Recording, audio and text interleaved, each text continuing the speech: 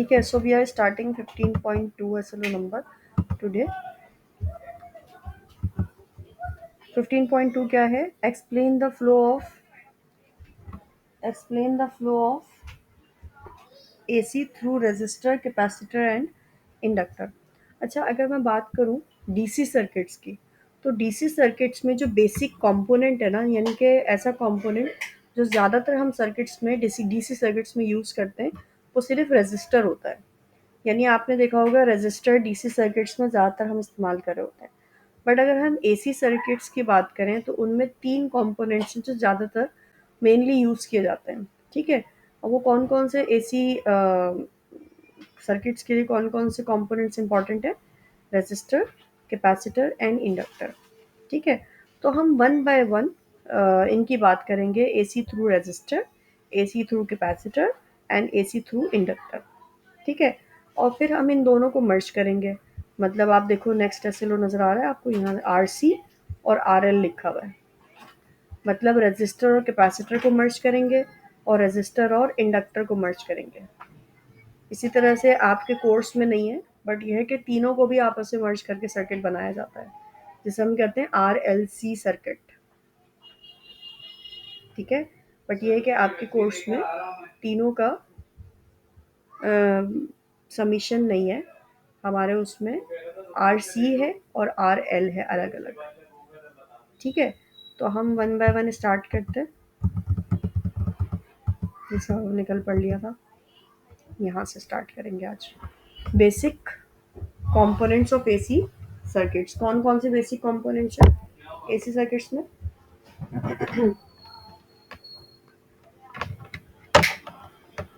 Resistor, capacitor and inductor. Okay, चलो AC through pure resistor. मैंने कहा था ना वन बाय वन पढ़ेंगे। AC थ्रू रेजिस्टर, 4-5 चीज़ें इंपॉर्टेंट होंगी। अब काउंट करो क्या क्या चीज़ें इंपॉर्टेंट है। हम क्या करेंगे, सबसे पहले सर्किट बनाएंगे। AC सोर्स के साथ क्या कनेक्टेड है? रेजिस्टर कनेक्टेड है, तो ये सर्किट बन गया। पहले हमने सर्किट बनाया। दूसरा हम बनाएंगे इसका ग्राफ।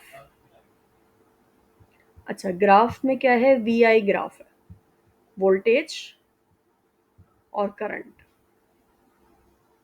यानी ब्लू वाला ग्राफ वोल्टेज का है और रेड वाला ग्राफ जो है वो करंट का है। ठीक है? और एक्स एक्सिस पे हम ले रहे हैं, क्या ले रहे हैं? एंगल ले रहे हैं। देखो 0, π/2, पाई, 3/2 और 2 पाई। यानी 0 90 डिग्रीज, 180 डिग्रीज, 270 डिग्रीज और 360 डिग्रीज। एक साइकिल के लिए हम देख रहे हैं। अच्छा, अब अगर हम यहाँ नोटिस करें कि जब वोल्टेज की पीक आ रही है रेजिस्टर के थ्रू, उसी वक्त करंट की भी पीक आ रही है। व्हाट आई एम सेइंग, कि जिस वक्त वोल्टेज की मैक्सिमम पीक आ रही है उसी वक्त हमारे करंट की भी पीक आ रही है। तो इसका मतलब ये है कि current and voltage are directly related, जो हमारा ओम्स लॉ भी कहता है कि अगर हम करंट बढ़ाएंगे तो वोल्टेज भी बढ़ेगा। ठीक है ना? So current and voltage are directly related with no phase difference between them. Phase difference का मतलब क्या है? कि जब इसकी पीक आ रही है उसी वक्त इसकी भी पीक आ रही है। इसका मतलब है इनके दरमियान कोई एंगल का डिफरेंस नहीं है। फेज का मतलब होता है एंगल। वोल्टेज और करंट के दरमियान कोई एंगल का डिफरेंस नहीं है। क्लियर? ठीक है। अच्छा, इसमें वोल्टेज का, इंस्टेंटेनियस वोल्टेज का फॉर्मूला ये हमने कल भी पढ़ा था। तो ये भी कैपिटल वी है और ये भी कैपिटल वी है, दोनों कैपिटल वी है। बट इस वी का क्या मतलब है? जो लेफ्ट साइड पे वी है इसका मतलब है, अच्छा मैं लेज़र पॉइंटर हो, ये देखो, ये जो वी है ना, ये वाला, ये वी आपका इंस्टेंटेनियस वोल्टेज है और ये वी एम क्या है? मैक्सिमम वोल्टेज, यानी पीक वोल्टेज। ये पीक के ऊपर जो वोल्टेज आ रहा होगा ना, ये वो है। इस तरह से साइन ओमेगा टी, ओमेगा का अपना फॉर्मूला भी होता है, यू नो, ओमेगा का अपना फॉर्मूला पता है ना? ओमेगा का अपना फॉर्मूला क्या होता है? Omega is equals to 2 pi f, और एफ की जगह हम 2 पाई बाय टी भी लिख सकते हैं। ठीक है, अब इसकी फेजर डायग्राम देख लें। फेजर डायग्राम का क्या मतलब है? Vector diagram. What is mean by phasor diagram? Phasor diagram means vector diagram. As you can see, voltage and current are in the same direction. What they are representing? They are representing that when the voltage will be maximum, the current will also be maximum. ये मतलब ये vectors ये show नहीं कर रहे कि voltage और current vector quantities है। No, never. बिकॉज ना वोल्टेज और ना ही करंट दोनों स्केलर क्वांटिटीज हैं, वेक्टर नहीं है ये दोनों क्वांटिटीज। ठीक है, बट ये है कि फेजर डायग्राम में वेक्टर्स शो करने का मकसद ये है कि हम ये बता रहे हैं कि जब वोल्टेज मैक्सिमम हो रहा है ना, तो करंट भी मैक्सिमम हो रहा है। सिर्फ ये शो करिए चीज़।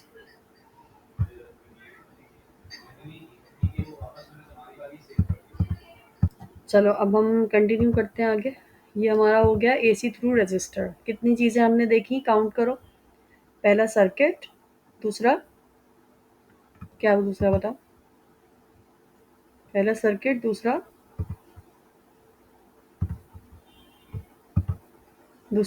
ये इक्वेशन, तीसरा ये अपना ग्राफिकल रिप्रेजेंटेशन, चौथा ये फेजर डायग्राम। अच्छा, फेजर डायग्राम के साथ एंगल भी मेंशन करना होता है, फेज डिफरेंस, क्योंकि दोनों पैरेलल हैं। They are showing where the voltage will be maximum, where the voltage is maximum the current will also be maximum, so phase difference is zero. ठीक है, तो current and voltage are directly related but no phase difference between them. Okay, तो ये हमारे पास चार पांच चीज़ें हैं जो हमने हर, जैसे एसी थ्रू रजिस्टर का किया है ना, अब हम एसी थ्रू कैपेसिटर करेंगे। सही है। अच्छा, ये क्या बता रहे हैं स्लाइड में? AC source do not have a constant polarity. अब हम चूंकि एसी थ्रू कैपेसिटर पे जा रहे हैं ना, तो उसको जाने से पहले कुछ चीज़ें हैं जो हमें समझना ज़रूरी है। यहाँ ये बता रहे हैं कि जो एसी सोर्स होती है ना, उसकी कांस्टेंट पोलैरिटी नहीं होती। ठीक है, एक साइकिल होती है एसी की, जो एक साइकिल होती है उसमें कितने हाफ होते हैं? एक पॉजिटिव हाफ होता है और दूसरा नेगेटिव हाफ होता है ना। एक पॉजिटिव हाफ हाफ होता है और दूसरा नेगेटिव हाफ होता है। तो ये बता रहे हैं कि जब पॉजिटिव हाफ आएगा ना, तो ऊपर वाला पॉजिटिव हो जाएगा, नीचे वाला नेगेटिव हो जाएगा। और जब साइकिल का नेगेटिव हाफ आएगा, तो ऊपर वाला नेगेटिव हो जाएगा, नीचे वाला पॉजिटिव हो जाएगा। इसका मतलब ये है कि एसी सोर्स की पोलैरिटी कांस्टेंट नहीं होती। ठीक है, जैसे आपने देखा होगा जो डीसी सोर्स होती है, ये डीसी सोर्स होता है ना, हम कहते हैं डीसी सोर्स का ऊपर वाला पॉजिटिव होता है, नीचे वाला ये बड़ा वाला पॉजिटिव है, छोटा वाला नेगेटिव है टर्मिनल। ये डीसी सोर्स की कांस्टेंट पोलैरिटी है। AC source do not have a constant polarity. ठीक है, चलो अब हम देखते हैं AC through a capacitor. Second है हमारा ये। सबसे पहले हमने सर्किट बनाया, एसी सोर्स के साथ एक कैपेसिटर कनेक्ट कर दिया, हमारा सर्किट हो गया। अब आप ग्राफ के अंदर देखें कितना बड़ा डिफरेंस नजर आ रहा है आपको। अब इसको समझना ज़रूरी है। ठीक है, इसमें होता ये है, अब इसको समझते हैं ज़रा सा। यहाँ समझते हैं, देखो मैंने क्या किया। अ,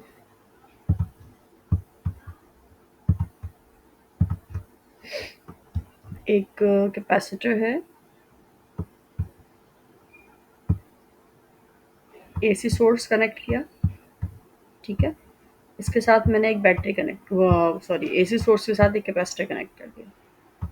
ठीक है, अब क्या हो रहा है, पॉजिटिव साइकिल, ये क्या बनाया मैंने, एक साइकिल होती है, एक साइकिल होती है, एक साइकिल के एक चंक लिया है मैंने, मतलब ज़ीरो से मैक्सिमम। यानी कि अभी हमारा कैपेसिटर क्या हो रहा होगा, चार्ज हो रहा होगा। ऊपर पॉजिटिव है और नीचे क्या है, नेगेटिव। कैपेसिटर चार्ज हो रहा है, मतलब ये पॉजिटिव यहाँ आ जाएगा और ये नेगेटिव यहाँ आ जाएगा। तो डायरेक्शन ऑफ करंट क्या होगा, लाइक दिस। ठीक है, अब नेक्स्ट ऊपर से नीचे आएगी ना साइकिल, तो नेक्स्ट साइकिल ये आएगी। सर्किट दोबारा बना लेते हैं यही वाला।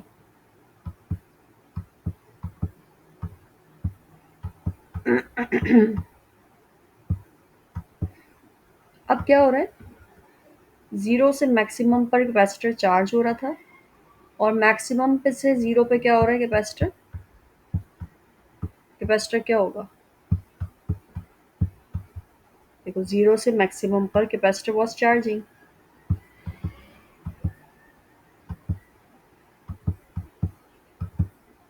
चार्जिंग हो रही थी।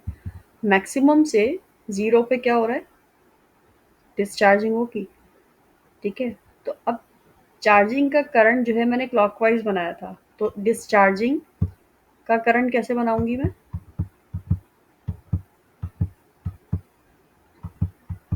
डिस्चार्जिंग का करंट कैसे बनाऊंगी, उल्टा। नहीं हाँ, ये यूँ बनेगा, ऐसे बनेगा। ये मैंने क्लॉकवाइज बनाया था, तो मैंने यहाँ पर नहीं, अभी सेम ही बना दिया ना। इसमें रबर भी नहीं है ना, सब मिट जाएगा एक साथ ही। इसको ऐसे नहीं बनाओ, इसको यूँ बनाओ।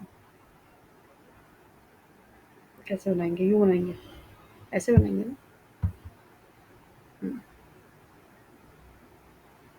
सही बनाया ना, ये क्लॉकवाइज था तो ये एंटी क्लॉकवाइज है। तो जैसे चार्जिंग का करंट होता है ना, तो डिस्चार्जिंग का करंट उल्टा होता है। तो एक साइकिल में से एक चंक यानी 0 टू मैक्सिमम ये आ गया, मैक्सिमम टू 0 डिस्चार्जिंग हो गई। अब जब negative max 0 to negative maximum जाएगी साइकिल, तो क्या होगा, बताओ क्या होगा, कैपेसिटर दोबारा चार्ज होगा क्योंकि अब मैक्सिमम पे जा रहा है, बट पोलैरिटी चेंज हो जाएगी ना, ऊपर माइनस आ जाएगा, नीचे पॉजिटिव आ जाएगा। यानी ये माइनस हो गया, ये पॉजिटिव हो गया। हमने डायरेक्शन ऑफ करंट कन्वेंशनल बनाया लाइक दिस। ठीक है, और अगर अब नेगेटिव मैक्सिमम से दोबारा 0 पे आएगा लाइक दिस, तो हमारा कैपेसिटर पोलैरिटी ऊपर नेगेटिव नीचे पॉजिटिव, क्या होगा, ये नेगेटिव ऊपर चार्जेस नीचे पॉजिटिव चार्जेस। बट यहाँ पर मैंने कैसे बनाया है, एंटी क्लॉकवाइज बनाया है, तो अब मैं क्लॉकवाइज बनाऊंगी। ठीक है, तो ये मैंने पूरी एक साइकिल होती है ना, एसी साइकिल, उसके उसको 4 पार्ट्स में डिवाइड किया। देखो ये होती है ना पूरी एक साइकिल, उस एक साइकिल को 4 पार्ट्स में डिवाइड किया। यहाँ से यहाँ तक 1, यहाँ से यहाँ तक 2, यहाँ से यहाँ तक 3 और यहाँ से यहाँ तक 4। ठीक है, उस पोर्शंस में डिवाइड करके हमने उसके चार्जिंग और डिस्चार्जिंग को स्टडी किया। ये दोनों ऊपर नीचे चार्जिंग के हैं और ये दोनों ऊपर नीचे डिस्चार्जिंग के हैं। यहाँ तक क्लियर है। यहाँ हमें समझ ये आ रहा है कि करंट की डायरेक्शन जो चार्जिंग के लिए होती है ना, डिस्चार्जिंग के लिए करंट की डायरेक्शन ऑपोजिट हो जाती है।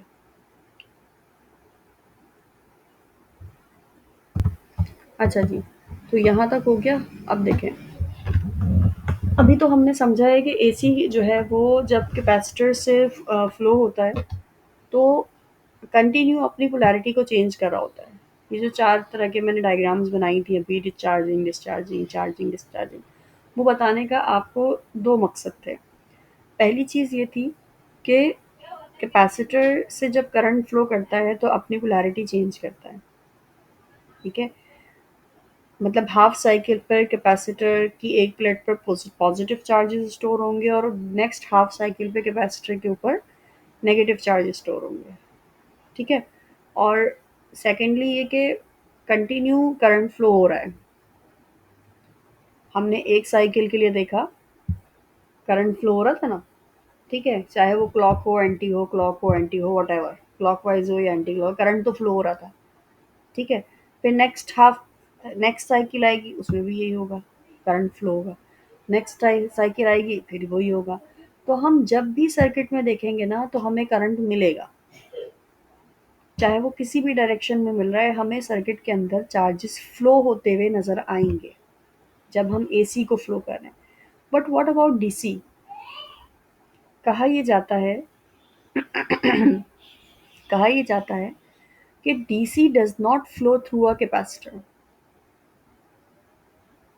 क्या कहा जाता है? डीसी यानी direct current does not flow through the capacitor. Why we say this? हम ये क्यों कहते हैं?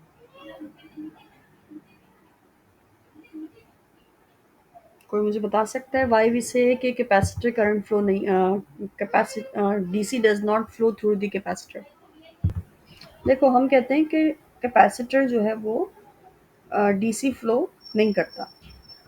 ऐसा क्यों कहते हैं? देखो, डीसी जो है ना वो एक डायरेक्ट करंट है। डीसी क्या है? डायरेक्ट करंट है, यानी अपनी डायरेक्शन को चेंज नहीं करता। डीसी अपनी डायरेक्शन चेंज नहीं करता। चार्जेस फ्लो हुए, आपने डीसी सोर्स के साथ एक कैपेसिटर को कनेक्ट कर दिया, ठीक है? चार्जेस स्टार्टेड फ्लोइंग, ठीक है? और वो जाकर डिपॉजिट हो गए। जैसे एक कॉन्फ्रेंस है, फॉर एग्जांपल 3 आवर्स की कॉन्फ्रेंस है, 3 आवर्स की कॉन्फ्रेंस है, या पेपर है बच्चों का, सही है? 3 घंटे का पेपर होता है ना आप लोगों का।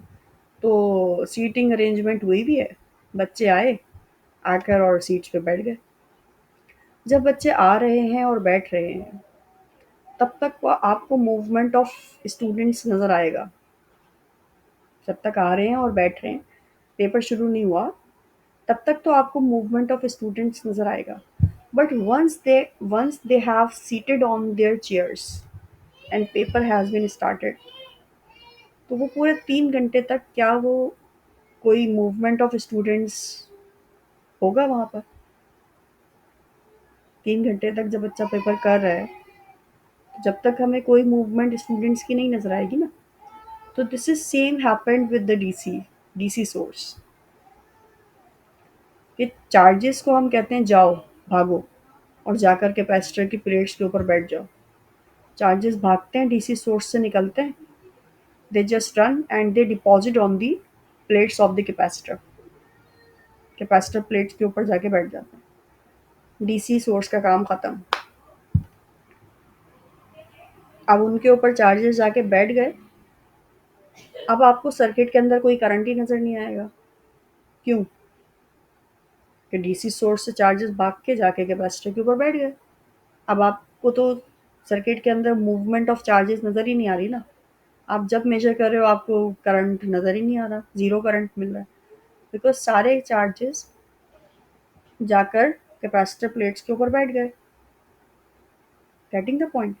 हाँ, अगर मैं उस मोमेंट की बात करूँ जब चार्जेस मूव हो रहे हैं और बैठ रहे हैं, डिपॉज़िट हो रहे हैं, अगर मैं उस ड्यूरेशन, उस बहुत ही माइक्रो मिलीसेकंड में ही काम हो जाता है।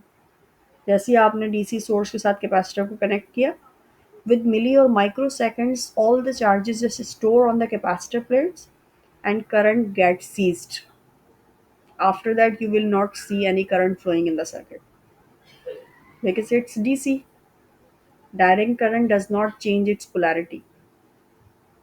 तो अब आप कितनी देर बाद भी आकर उस सर्किट में करंट चेक करो तो आपको ज़ीरो ही मिलेगा। इसलिए हम कहते हैं कि डीसी कैपेसिटर से फ्लो नहीं करता। जबकि हम एसी की बात करें तो एसी की पोलैरिटी तो कंटिन्यू चेंज हो रही है। एक प्लेट पे पॉजिटिव चार्ज स्टोर हुआ है, दूसरी प्लेट पर नेगेटिव चार्ज स्टोर हुआ है। नेक्स्ट हाफ साइकिल आएगी, जिस पर पॉजिटिव थे उस पर नेगेटिव चार्ज स्टोर हो जाएंगे, जिस पर नेगेटिव थे उस पर पॉजिटिव चार्ज स्टोर हो जाएंगे। जस्ट लाइक को एजुकेशन क्लास है, एक तरफ लड़कियां बैठी हुई हैं, एक तरफ लड़के बैठे हैं सारे। अगर वो अपनी अपनी चेयर्स पे बैठे रहें तो आपको स्टूडेंट्स की मूवमेंट नहीं नज़र आएगी। बट व्हाट हैपन अगर टीचर कहे भाई हर 2 मिनट के बाद आपने सबने अपनी साइड्स चेंज करनी है, बॉयज़ को लेफ्ट साइड से राइट साइड पे आना है और गर्ल्स को लेफ्ट साइड राइट साइड से लेफ्ट पे जाना है हर दो दो मिनट बाद। तो आप खुद सोचो, आपको कंटिन्यू सर्किट के अंदर, कंटिन्यू क्लास के अंदर एक स्टूडेंट्स की मूवमेंट नज़र आती रहेगी। This is same happened with the AC source when connected with capacitor. Capacitor plates के ऊपर चार्जेस अपनी पोलैरिटी कंटिन्यू चेंज कर रहे होते हैं। जिसकी वजह से हमें नज़र आता है कि करंट फ्लो हो रहा है सर्किट में से। अंडरस्टूड? ये जो इस वक्त स्लाइड पे आपको नज़र आ रहा है, मैं इसकी बात नहीं कर रही हूँ। स्लाइड ज़रूर लगाई हुई है मैंने, बट मैं आपको वर्बली सिर्फ ये बता रही हूँ कि why DC current does not flow through capacitor and why AC flows through capacitor. अच्छा देखो बच्चों, मैंने यहाँ पर ना आंसर मेंशन कर दिया, ठीक है, that why capacitor does not flow DC and it flows AC. तो डीसी फ्लो क्यों नहीं करता? Because charges deposited on the plates of the capacitor once, then no more current flows in DC because capacitor becomes fully charged and blocks further flow. Capacitor के ऊपर charges जाके जमा हो जाते हैं, फिर करंट हमें नज़र ही नहीं आता, फिर चार्जेस मूव ही नहीं करते, ठीक है। जबकि एसी में क्या होता है? AC flows because the voltage keeps changing, voltage continue change हो रहा है, so capacitor keeps charging and discharging allowing current to pass. Continue charge discharge हो रहा होता है कैपेसिटर एसी के थ्रू, तो वो हमें करंट हमेशा मिल रहा होता है। तो मैंने यहाँ मेंशन कर दिया है इसका रीज़न क्लियर शॉर्ट वर्डिंग्स में, ठीक है। Understood everyone? ठीक है, चलो अब आगे चलते हैं। Now look at this. अगर यहाँ पर आप ग्राफ में नोटिस करो, just notice here where the current is maximum voltage is zero. हर पॉइंट पे नोटिस करो जहाँ करंट मैक्सिमम है। अच्छा, इसको बनाने का एक तरीका होता है, ये मैं बनाना सिखाती हूँ तुम लोगों को ना। ये तुम लोगों को ऐसे बनाना नहीं आएगा। अभी अभी आपको ऐसा लग रहा होगा पता नहीं कैसी ग्राफ है, और अगर बनाने की कोशिश भी करोगे तो मुझे पता है गलत बनाओगे, ठीक है। तो सबसे पहले आप क्या करो, ये वाला ग्राफ बना लो। सबसे पहले ये वाले काम कर लो कॉपी में, ठीक है। रफ में कर लो, बाद में फेयर कर लेना। इसको आप सिर्फ ये ड्रॉ करो, करंट मैक्सिमम। बल्कि ये वाला ड्रॉ करने के बजाय ये थोड़ा सा मुश्किल होगा आपके लिए। ये ड्रॉ करो जो आप लोग यूजुअली ड्रॉ करते हो ना। समझो ये ग्राफ बनाओ, और ये वाली वेव तो आपको आती है ना बनानी, ये बना लो बस। इसको हम कह देते हैं कि ये वोल्टेज का ग्राफ है। ये बनाओ पहले। कैपेसिटर में क्या होता है कि जब वोल्टेज मैक्सिमम होता है ना तो करंट ज़ीरो हो जाता है, और जब करंट मैक्सिमम होता है तो वोल्टेज ज़ीरो हो जाता है, ठीक है। तो इसमें वाइस वर्सा चल रहा होता है। अब ऐसा होता क्यों है? जैसे मैंने आपको एग्जांपल दी थी कि एक बच्चों का पेपर है, और बच्चे जो है वो एग्जामिनेशन हॉल में आ रहे हैं और बैठ रहे हैं। तो जब तक बच्चे आ रहे हैं और बैठ रहे हैं उस वक्त आपको करंट नज़र आ रहा है मैक्सिमम। उस वक्त क्लासरूम के अंदर कोई बच्चे नहीं हैं तो चेयर्स खाली हैं, तो जो वोल्टेज है वो ज़ीरो है। चेयर्स खाली हैं ना, बच्चे नहीं हैं, तो समझो वोल्टेज ज़ीरो है। बच्चे आ रहे हैं, करंट मैक्सिमम है। लेकिन जब बच्चे बैठ गए चेयर्स के ऊपर, ऑल हैव सीटेड, तो करंट क्या हो गया? ज़ीरो हो गया। मूवमेंट ऑफ स्टूडेंट्स को मैं करंट कह रही हूँ ना। तो जब बच्चे सारे बैठ गए चेयर्स के ऊपर तो करंट ज़ीरो हो गया। बट चूंकि बच्चे बैठ चुके हैं, चेयर्स सारी फिल्ड हो चुकी हैं, तो अब हम कहेंगे कि वोल्टेज जो है वो मैक्सिमम हो गया। तो कैपेसिटर में क्या होता है, जब करंट मैक्सिमम होता है तो वोल्टेज ज़ीरो हो जाता है, और जब वोल्टेज मैक्सिमम होता है तो करंट ज़ीरो हो जाता है। तो सबसे पहले हमने इस तरह से ग्राफ बनाया। अब हम क्या करेंगे, हम पॉइंट्स लगाएंगे। देखो ये ज़ीरो है, तो आप मैक्सिमम पे पॉइंट लगा लो लाइक दिस। ये मैक्सिमम है वोल्टेज, तो आप ज़ीरो पे पॉइंट लगा लो लाइक दिस। फिर ये देखो वोल्टेज ज़ीरो है यहाँ पर, तो आप यहाँ मैक्सिमम पे लगा लो।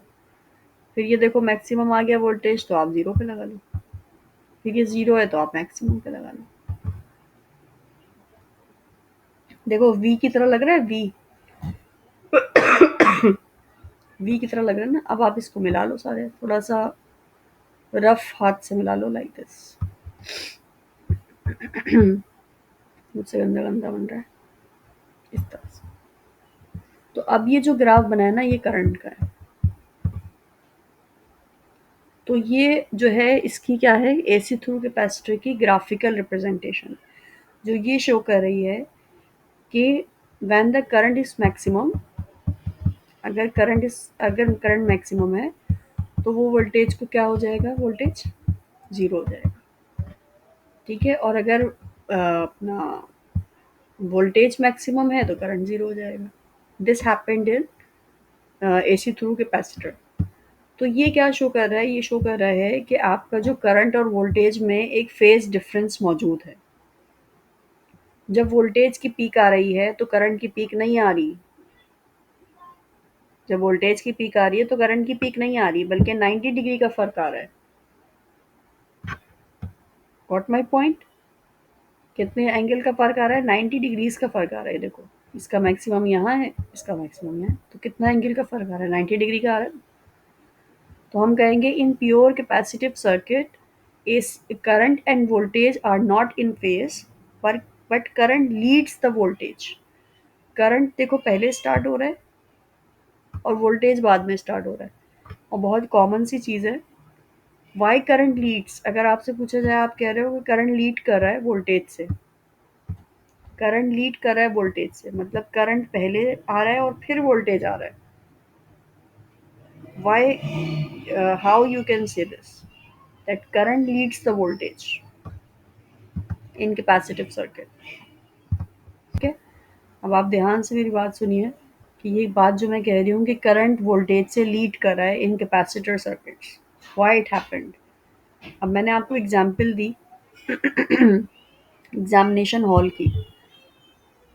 Capacitor plates are just like examination hall, और चार्जेस जो आ रहे हैं कैपेसिटर प्लेट्स के ऊपर डिपॉजिट होने के लिए, वो चार्जेस समझो स्टूडेंट्स हैं। तो स्टूडेंट्स की movement towards the class is current. तो पहले स्टूडेंट्स आएंगे या पहले से बैठे हुए होंगे?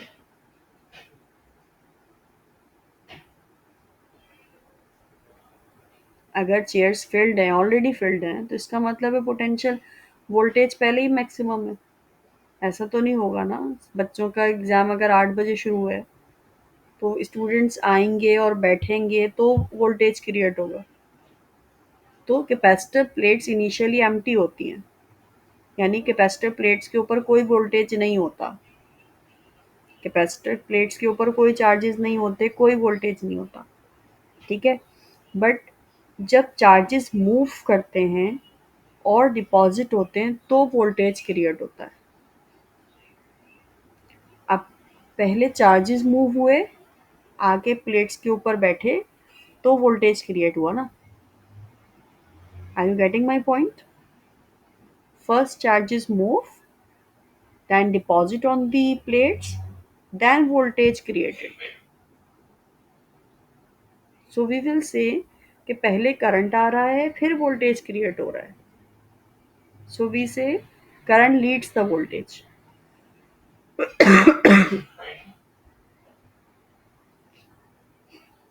Is that clear? Should we move? ठीक है बेटा, आगे चलते हैं जल्दी जल्दी से। तो हमारी इसमें 3-4 चीज़ें हो गई। अच्छा, अब हम हमें हमने ग्राफिकल रिप्रेजेंटेशन देख ली। अब इसकी फेज़र डायग्राम देख लेते हैं। फेज़र डायग्राम में अगर आपको रेजिस्टर वाला याद हो, तो रेजिस्टर में दोनों करंट और वोल्टेज के एरोज सेम डायरेक्शन में थे, जो शो कर रहे थे कि when the current is maximum the voltage will also be maximum. But यहाँ उल्टा हो रहा है। जब वोल्टेज मैक्सिमम है तो करंट ज़ीरो है, तो 90 डिग्री का फेज़ डिफरेंस आ रहा है। तो 90 डिग्री के लिए हम कैसे शो करेंगे? एक तरफ वोल्टेज आ गया, दूसरी तरफ करंट आ गया। अब करंट को देखो, हमने पहले बनाया है फिर वोल्टेज बनाया है। Why it is so? पहले हमने करंट का वेक्टर बनाया है, करंट पहले बनाया और वोल्टेज बाद में बनाया बाय मूविंग क्लॉकवाइज। ये एरो क्या शो कर रहा है बेटा? गौर से देखो ये वाला एरो। ये इसके पास पेपर में क्वेश्चन बहुत आए हुए हैं, इसीलिए ये ध्यान से सुनो, ये एमसीक्यूज में आता है। हम क्लॉकवाइज जाके देखेंगे पहले कौन आ रहा है। ये क्लॉकवाइज एरो है ना, ये क्लॉकवाइज जाके देखेंगे पहले कौन आ रहा है। करंट पहले आ रहा है तो करंट लीड कर रहा है। इसी चीज को, गाड़ी का स्टीयरिंग होता है ना, दोनों को, करंट को वोल्टेज को पकड़ो और गोल घुमा दो। तो ऐसे बना सकते हैं इसको। करंट यहाँ आ जाएगा, वोल्टेज नीचे आएगा, फिर करंट और वोल्टेज के वेक्टर को पकड़ो हाथ से और गोल घुमा दो, तो करंट नीचे आ जाएगा, वोल्टेज इधर आ जाएगा। अभी भी वही चीज़ फुलफिल हो रही है। क्लॉकवाइज जाके देखेंगे तो करंट पहले आ रहा है, करंट लीड कर रहा है। कैपेसिटर का फेजर डायग्राम है। असल में मैं इसलिए बता रही हूँ क्योंकि अभी हम इंडक्टर का करेंगे ना, तो इंडक्टर में सब कुछ सेम रहेगा, बस करंट की जगह वोल्टेज और वोल्टेज की जगह करंट आ जाएगा। तो उसमें ये होगा कि कंफ्यूजन होगी, तो इसीलिए अभी आपको ये चीज़ बता रही हूँ। तो हम क्लॉकवाइज मूव करके देखेंगे विच इज़ कमिंग फर्स्ट। तो करंट लीड कर रहा है, वोल्टेज लैग कर रहा है। करंट लीड कर रहा है, वोल्टेज लैग कर रहा है इन कैपेसिटर सर्किट। अंडरस्टूड? ठीक है, चलो नेक्स्ट। यहाँ पर वही चीज़ बता रहे हैं, देखो इनिशियली वोल्टेज जीरो था, करंट आ रहा था, ये चार्जेस आ रहे हैं ना घूमते फिरते, तो करंट मैक्सिमम में, वोल्टेज जीरो है। सारे चार्जेस जाके कैपेसिटर के ऊपर बैठ गए। देखो कितनी मासूम। वोल्टेज मैक्सिमम हो गया, मूवमेंट ऑफ चार्जेस खत्म हो गया, तो करंट जीरो हो गया after some time. This makes the 90 degrees phase difference between voltage and current. Now coming to the pure inductive circuit, मैंने सारे points ये खुद टाइप किए हैं. These are not the slides which are copy pasted from somewhere. ठीक है, कहीं से कॉपी पेस्ट नहीं हुए हैं, ये सब मैंने बनाया हुआ है। ये एरो एरो की डायरेक्शन मैंने खुद बनाई है। तो इससे ये है कि आपको कोई एडिशनल और बहुत कोई मतलब एक्स्ट्रा ऑर्डिनरी कोई चीज़ नहीं मिल रही है। टू द पॉइंट चीज़ें हैं, अगर आप ये चीज़ें पढ़ लेंगे तो इंशाल्लाह आपके पेपर अच्छे होंगे। ठीक है। प्योर इंडक्टिव सर्किट में हम क्या करेंगे, एसी सोर्स के थ्रू हम क्या कनेक्ट कर लेंगे, एक इंडक्टर। इंडक्टर क्या होता है, इंडक्टर एक कॉइल होती है। इंडक्टर क्या होता है, एक कॉइल होती है। उस कॉइल के अंदर एनर्जी स्टोर होती है in a form of magnetic field. देखो कैपेसिटर और इंडक्टर में क्या फ़र्क है। कैपेसिटर भी एनर्जी स्टोर करता है और इंडक्टर भी एनर्जी स्टोर करता है अपने अंदर।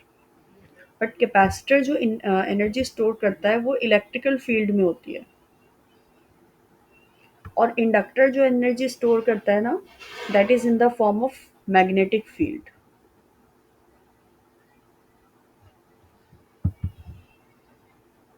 अंडरस्टूड? अब देखो यहाँ पढ़ो क्या लिखा हुआ है। मेहर पढ़ो ज़रा इसको वन बाय वन, पॉइंट्स पढ़ो। देखो फर्स्ट टू पॉइंट्स में क्या बताया आपको कि जब करंट फ्लो होगा ना इंडक्टर से, तो मैग्नेटिक फील्ड क्रिएट होगी, और ये इलेक्ट्रोमैग्नेटिज्म है। इलेक्ट्रोमैग्नेटिज्म क्या कहता है, whenever current flows magnetic field is created। अब नेक्स्ट टू पॉइंट्स में क्या कह रहे हैं, because AC is alternating current, यानी वेरिएबल करंट, तो जो मैग्नेटिक फील्ड क्रिएट होगी वो भी वेरिएबल होगी। एम आई राइट? ठीक है, नेक्स्ट पॉइंट पढ़िए।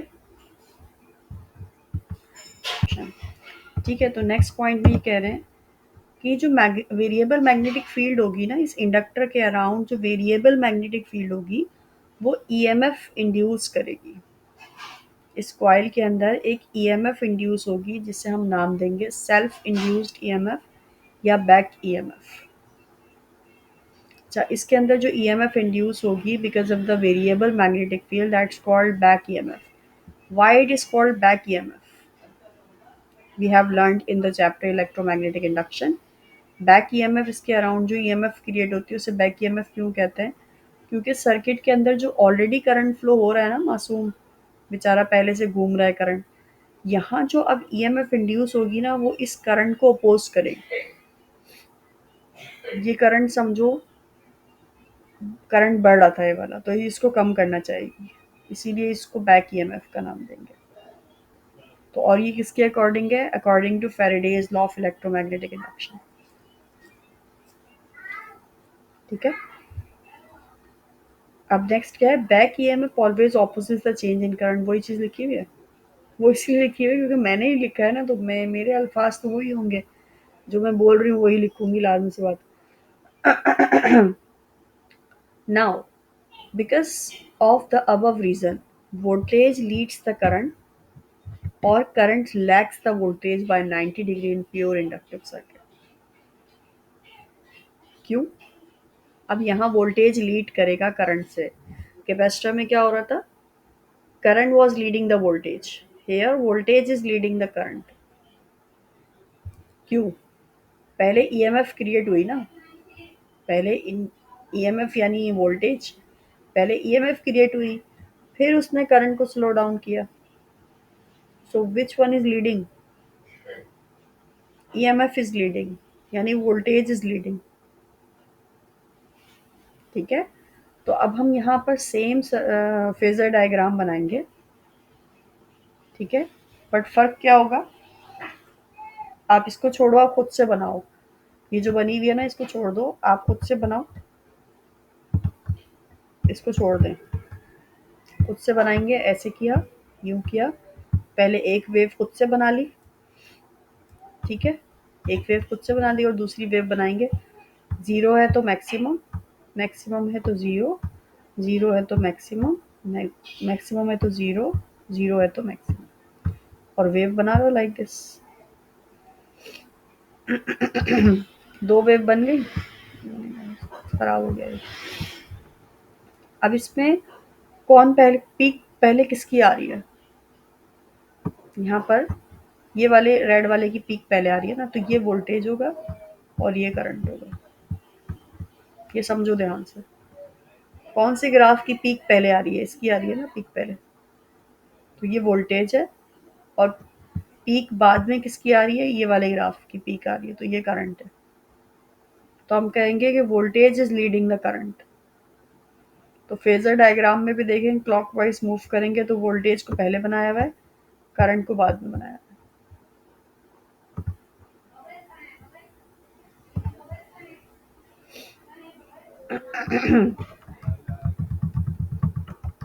अंडरस्टूड?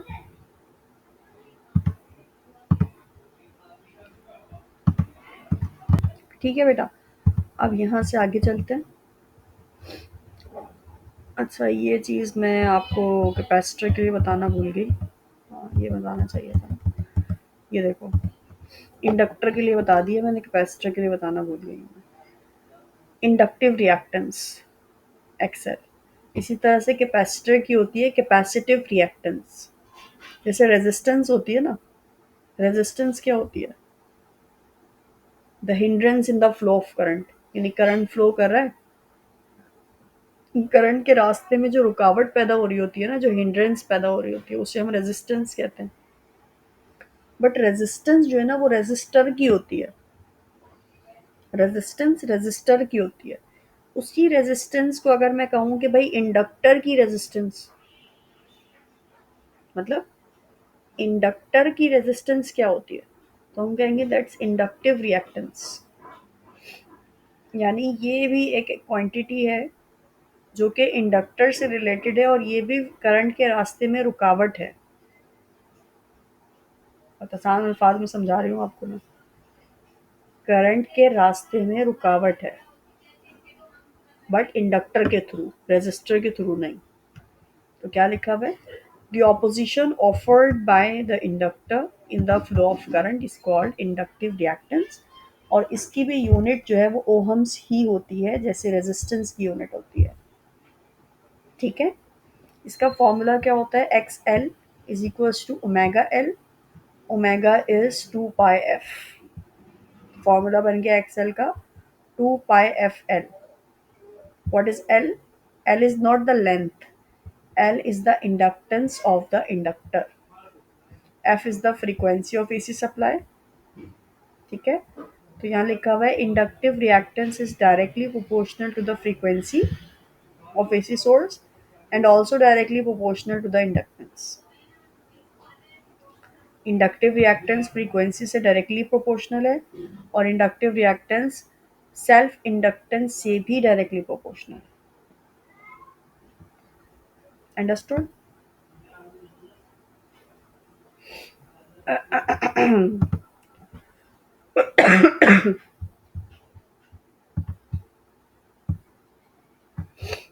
बताइए बेटा, समझ आ गया?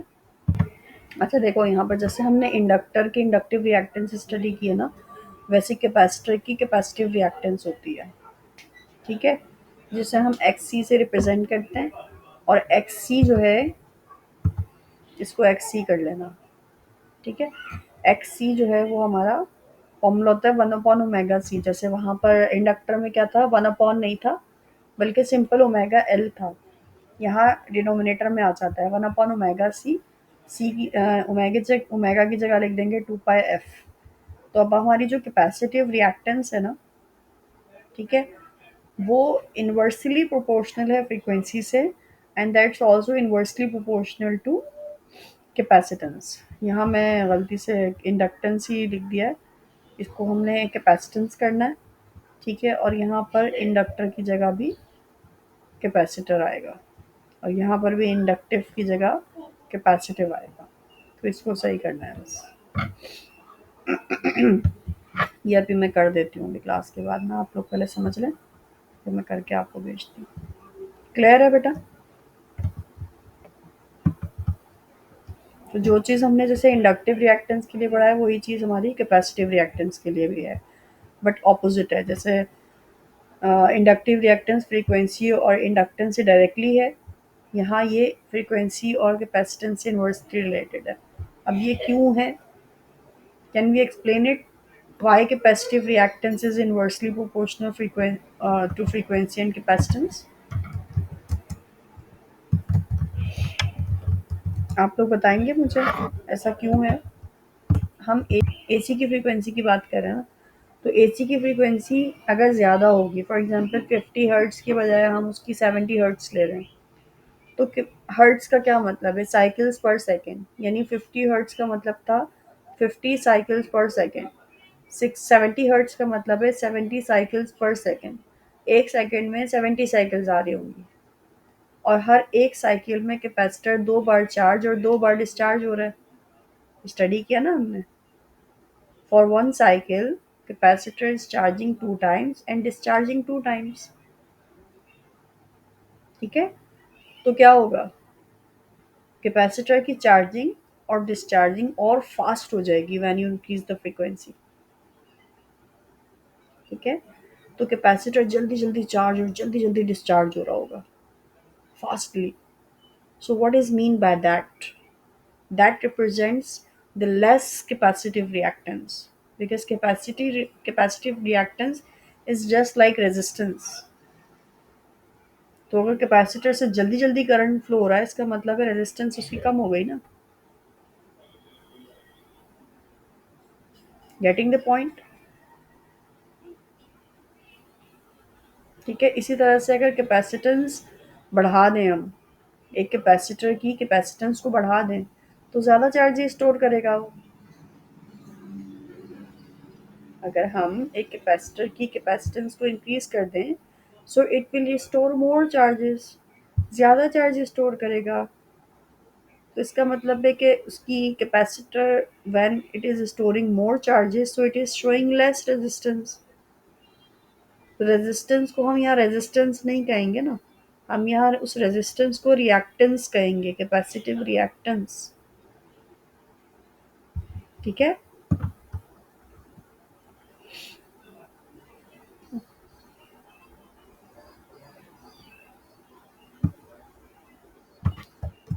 यहाँ मैं इसका रीज़न भी मेंशन कर देती हूँ।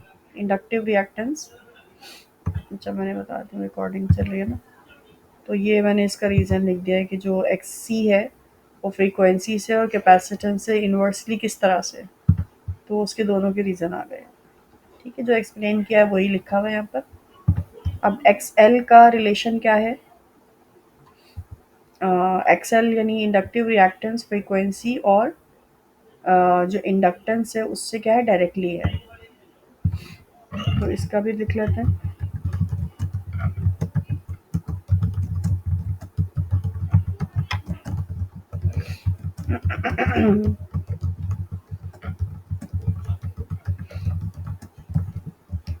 वैसे आपको क्या लगता है क्यों डायरेक्टली है इसका रिलेशन फ्रीक्वेंसी और इंडक्टेंस से? आपको रीज़न अब कि हमारी जो एसी की फ्रीक्वेंसी है, अगर हम इसको इंक्रीज़ कर देंगे तो यहाँ पर देखो क्या हो रहा था। अगर हम फ्रीक्वेंसी को बढ़ाएंगे तो जो इंडक्टर के अराउंड मैग्नेटिक फील्ड क्रिएट हो रही है ना, वो फास्टली क्विकली चेंज होगी। जो मैग्नेटिक फील्ड चेंज हो रही थी वो अब क्विकली चेंज होगी। मैग्नेटिक फील्ड के क्विकली चेंज होने की वजह से जो बैक ईएमएफ क्रिएट हो रही है वो ज़्यादा क्रिएट होगी, और बैक ईएमएफ ज़्यादा क्रिएट होगी तो करंट को ज़्यादा स्लो डाउन करेगी। ठीक है, तो उसकी वजह से हम कहते हैं कि जो इंडक्टिव रिएक्टेंस है वो करंट स्लो डाउन होने की वजह से हो रहा है, इसका मतलब है कि इंडक्टिव रिएक्टेंस बढ़ गई है। तो मैं लिख के समझा देती हूँ आपको। देखो, जो भी कन्फ्यूजन्स है ना, आप लोग पूछो। जो चीज़ें पूछने से आती हैं ना वो वैसी पढ़ने से नहीं आती, हमेशा याद रखना। अगर पूछोगे नहीं तो समझ नहीं आएगा। पूछो, कोई बात नहीं, सिली क्वेश्चन है। आप समझते हो कि ये तो बिल्कुल ही अजीब सा क्वेश्चन होगा, मिस कहेंगी कि ये भी नहीं आता, कोई बात नहीं। आगे बढ़ने से बेहतर है कि हम पीछे का क्लियर कर लें। ठीक है, तो आप लोग पूछो, कोई इशू नहीं है, आई विल आंसर।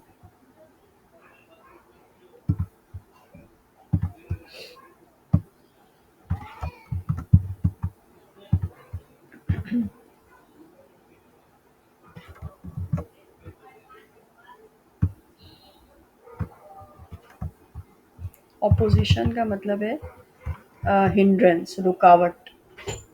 जैसे गाड़ियों, इसमें इसमें ये जो डेफिनेशन लिखी है, अच्छा एक मिनट मैं पढ़ लूँ तो बताती हूँ। इसको मैं zoom कर दूँ। ये दो रीज़न लिख दिया ना मैंने। हाँ, ये opposition. At higher frequency the current changes direction faster. जितनी ज़्यादा फ्रीक्वेंसी होगी करंट अपनी डायरेक्शन को फास्टर चेंज करेगा। An inductor resist changes in current. Inductor जो है वो करंट को ज़्यादा चेंज करेगा। तो faster changes mean more opposition. More opposition मतलब करंट को वो स्लो डाउन करना चाहेगा। मोर ऑपोजिशन यानी more opposition in the flow of current, more restriction for the current. Understood? ठीक है, तो जितना ज़्यादा जो है वो फास्टर करंट चेंज होगा, मैग्नेटिक फील्ड जो क्रिएट हो रही है वो भी ज़्यादा क्रिएट होगी, और मोर ऑपोजिशन क्रिएट होगी। तो higher frequency higher inductive reactance. और यहाँ क्या होगा, a larger inductor produces a stronger back EMF for the same change in current. Larger inductor की जगह हम इंडक्टेंस लिख लेते हैं। एल, इंडक्टेंस यानी कैपिटल एल। जितनी ज़्यादा इंडक्टेंस होगी वो जो बैक ईएमएफ क्रिएट हो रही है ना वो भी स्ट्रॉन्गर क्रिएट होगी।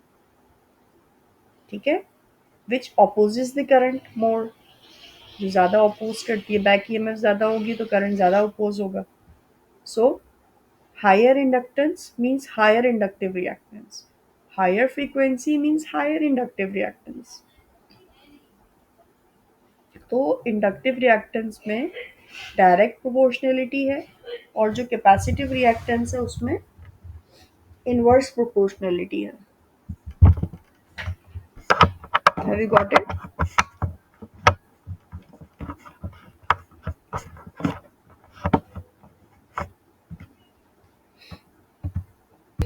ठीक है, तो फिर आज यहीं तक रखेंगे, और फिर इंशाल्लाह नेक्स्ट क्लास में हम RC circuit, RC series circuit और आरएल सीरीज सर्किट स्टडी करेंगे। तो यहाँ तक हमारा RL, sorry, pure inductive circuit हमारा यहाँ पर कंप्लीट हो गया। ओके, अल्लाह हाफिज़।